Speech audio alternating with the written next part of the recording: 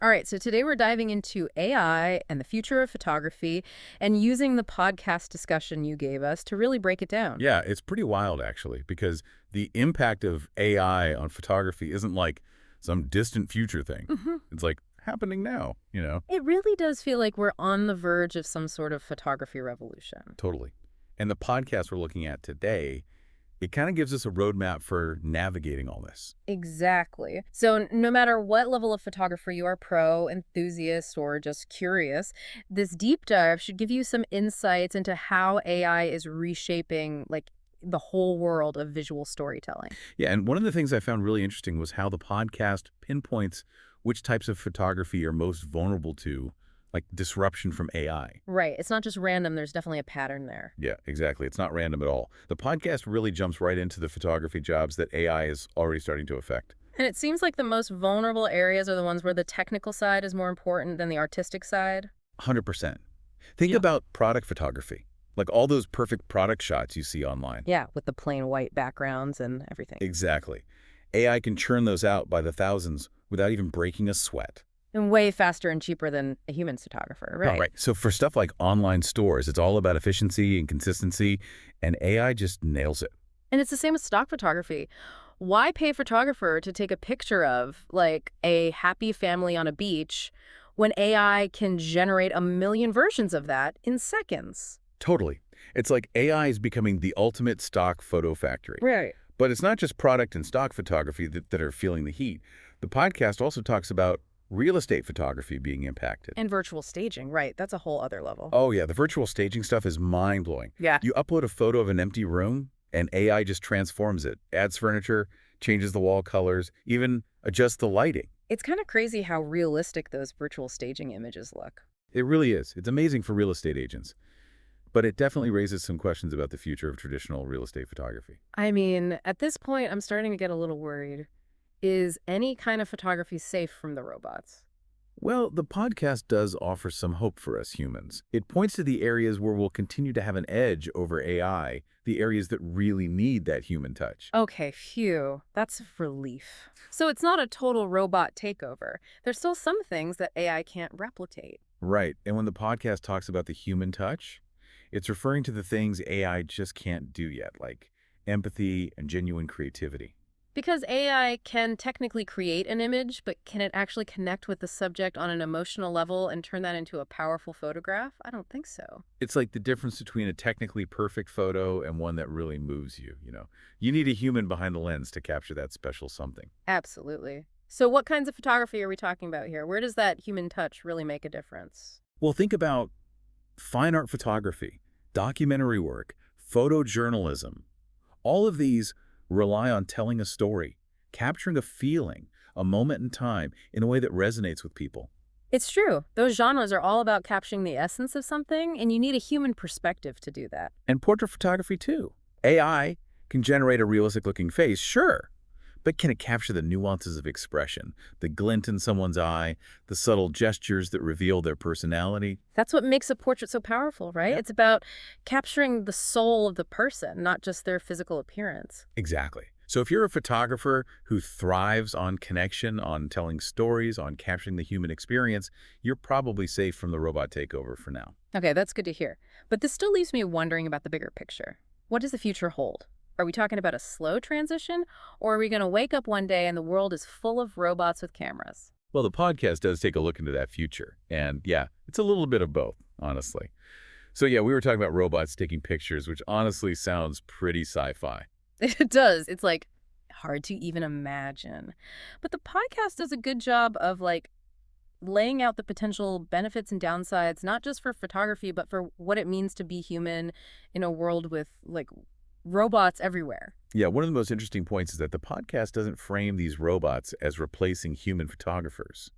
It's more about how they could help us see and tell stories in totally new ways. Okay, I need an example though, because this is all pretty abstract. Okay, so imagine sending robot photographers into like really dangerous places, places that are too risky to send a human. Okay. War zones, natural disasters, the deep ocean. So we'd be able to get photos and videos from places that were basically off limits before. Exactly. Yeah. Like having a robotic photojournalist on the front lines documenting important events. but without putting people at risk. And it's not just danger zones, right? What about like scientific research or space exploration? Exactly. Think of a robot exploring an active volcano or taking pictures on Mars. It'd be like extending our vision to places we could never go ourselves. Pretty mind-blowing. Totally. And the podcast also talks about how robots could be used for huge events like festivals, sports, political rallies, anywhere. You need a ton of cameras to capture the scale of what's happening. So instead of having a bunch of human camera operators running around, you'd have a whole army of robots getting every angle. And think of the possibilities for, like, personalized photo and video experiences for people at the event, captured by robots buzzing around. It takes selfies to a whole new level. Okay, so robots with cameras, they could be amazing for exploring dangerous or hard-to-reach places and for documenting huge events. But, and I'm guessing there's a but here, what about the downsides? Right, there are definitely downsides, and they all come back to, like, the fundamental difference between human intelligence and artificial intelligence. No matter how smart they get, robots still have trouble with things that come naturally to us, like spontaneity and improvisation. So you're saying they can follow a program, but if something unexpected happens, the lighting changes, or an athlete makes a crazy move, the robot might miss the best shot. Exactly. Humans can adapt in real time, robots not so much. Huh. Plus, beyond the technical stuff, there's the whole issue of artistic vision. Humans bring their own unique perspectives, emotions, experiences to photography. We make choices about composition, lighting, focus, and those choices are driven by our gut feelings, our artistic sense, our connection to the moment. Yeah, it's like the eye of the photographer, right? That's a uniquely human thing. Can a robot really replicate that, make those artistic choices that make a photo more than just a snapshot? That's the million-dollar question. And it's not just about photography. It's about what makes us human in a world that's becoming more automated every day. It's like we have to ask ourselves, what are the things that make us special? What are the skills and ways of seeing the world that set us apart from machines? And how do we hold on to those human qualities as technology advances? Big questions. Huge. So we've talked about the potential of robot photographers, the ethical and artistic challenges, and the bigger questions they raise about what it means to be human. But what about all the human photographers out there who are like living through this right now? What does the podcast say they should do to survive in this new world of AI photography? That's where the podcast gets really practical. And honestly, I think you'll find the advice pretty reassuring. Okay, tell me more. The main message is, don't be afraid of AI. Don't think of it as the enemy. Instead, look at it as a tool, a really powerful tool that can help you work smarter, be more creative, and even discover new possibilities in your photography. So it's not about AI versus humans. It's about finding ways for AI and humans to work together. 100%. The podcast even gives some specific strategies for photographers to, like, thrive in this new world. One of the big ones is to embrace collaboration with AI instead of trying to fight against it. So basically learn to ride the wave instead of getting swept away by it. Exactly. And they give examples of how photographers are already doing this. For example, you could use AI tools to handle tedious tasks, like photo editing and retouching. That frees up more time for you to focus on the creative side of things. It's like, let AI do the boring stuff so you can focus on what you do best. Right. And they also talk about using AI for inspiration. There are tools now that can analyze images, spot trends, and even suggest creative concepts. So instead of AI taking over your creative vision, you're using it to, like, spark new ideas, almost like a brainstorming buddy. Exactly. And they really emphasize the importance of developing skills that complement AI rather than competing with it. Like what kind of skills? Give me specifics. Well, they talk a lot about mastering client relationships, building rapport, understanding their needs, providing a personal touch, things a robot just can't do. Again, it comes back to that human connection, which seems to be the thing AI just can't replicate. Right. And they also talk about developing your own unique artistic style, something that sets you apart in a world where AI can create technically perfect images. But it can't replicate the soul of an artist, you know? Totally. So basically, find your niche, hone your craft, and let your personality shine through your work. Exactly. And finally, they encourage photographers to specialize in genres that really lean into human connection and emotion portraiture, documentary work, photojournalism. These are areas where clients will always value the human touch, the artistry and empathy that a human photographer brings. So it's all about playing to your strengths, the things that make you human, and figuring out how to make those strengths even stronger in a world where AI is constantly evolving. Yeah, it's about adapting, evolving, and finding ways to make technology work for you, not against you. Well said. So we've covered a lot of ground here. Robots, AI, the very nature of creativity. It's a lot to process. It is. But, something tells me there's more to unpack from this podcast discussion. What do you think? Oh, I'm sure there is. Let's keep zigging.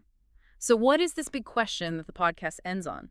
Well, they ask, how can we use AI not to replace photographers, but to actually enhance their work and push the boundaries of visual storytelling? Oh, I like that.